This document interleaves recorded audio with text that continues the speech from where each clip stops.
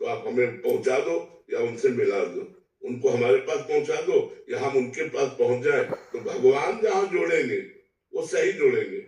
हम किसी के प्रवचन से प्रभावित होकर, किसी की महिमा से प्रभावित होकर, फिर पूर्व जन्म के पुण्य से भी होता है। तो अब बहुत लोग सलाम कर रहे हैं, उनको सलूट कर रहे हैं, नमस्कार कर रहे हैं। तो बहुत लोगों का नमस्कार करना कोई साधुता का लक्षण नहीं। बहुत अच्छा प्रवचन कर लेना, एक से एक लक्ष्यदार भाषण देने वाले लोग हैं कि आप शब्द पर मोहित हो जाएंगे, ऐसे ऐसे बोलने वाले, तो क्या वो साधु हो गए क्या?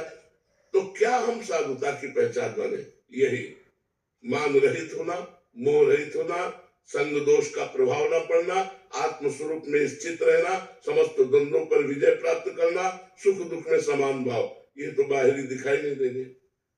जितने हम लक्षण बता रहे सब आंतरिक है, और आंतरिक लक्षणों का बाह्य नाटक तो कोई बहुत अच्छे ढंग से कर सकता है। जो नाटक करता है वो बहुत अच्छे ढंग से कर सकता है कि सही महात्मा में त्रुटि हो सकती है, लेकिन नाटक करने वाले में त्रुटि नहीं मिलेगी, क्योंकि वो नाटक कर रहा है।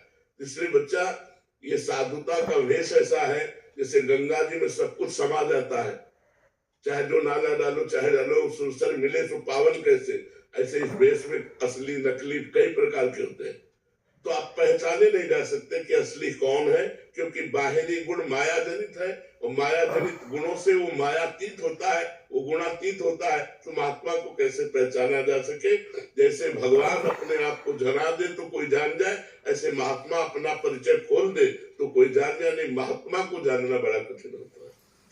मधुसूदन मिश्र जी, राधे राधे महाराज जी।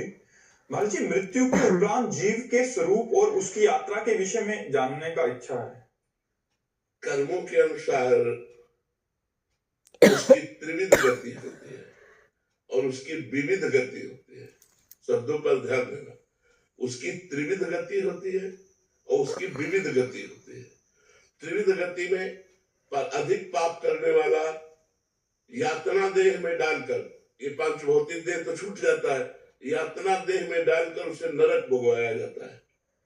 अधिक पुण्य करने वाला देव देह में डालकर स्वर्ग आदि में उसे सुख भोगवाया जाता है।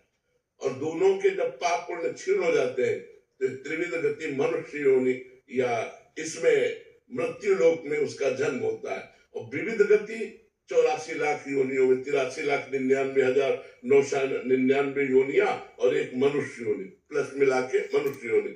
तो त्रिविध गतियां और विविध गतियां ये साधारण होती रहती है। असाधारण वो है जो भगवान का भजन करके तीनों गुणों को परास्त करके काम क्रोध लोभ मोह मत को जीत कर वो भगवान के धाम को जाता है। राम उपासक हुआ तो साकेतपुरी को जाता है, शिव उपासक हुआ तो कैलाशपुरी को जाता है, कृष्ण उपासक हुआ तो गोलोक धाम को जाता है, प्रिया प्रीतम को उपासक हुआ तो वृंदावन धाम को प्राप्त होता है। ये उसकी जीव की गतियां होती है। अब कौन से कर्म के अनुसार वो सुमन कुत्ता बनता है, ये अलग अलग विभाग उसके, वो ये न्यायाधीश यमराज के पास है वो लिस्ट, वो हमारे पास नहीं है।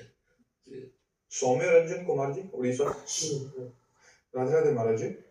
गुरुदेव भगवान, एक और है परिक्रमा जो 2 घंटे में पूरी होती है, और दूसरी ओर है नाम जप जो बैठकर करने को मिले, तो कौन सा ज्यादा? परिक्रमा करते हुए नाम जप। परिक्रमा ऐसे थोड़ी की जाती है कि संसार का चिंतन करते हुए परिक्रमा करें। फिर परिक्रमा का मतलब क्या रहा? तो चलना रहा केवल।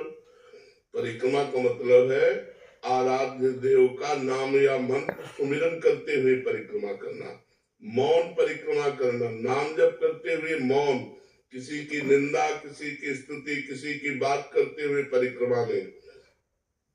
परिक्रमा करते हुए अपने आराध्य देव के तरफ लघु शंका न करें। जैसे हम वृंदावन की परिक्रमा कर रहे हैं तो हमारे दाहिनी तरफ आराध्य देव वृंदावन है, तो हम बाई तरफ लघु शंका करें।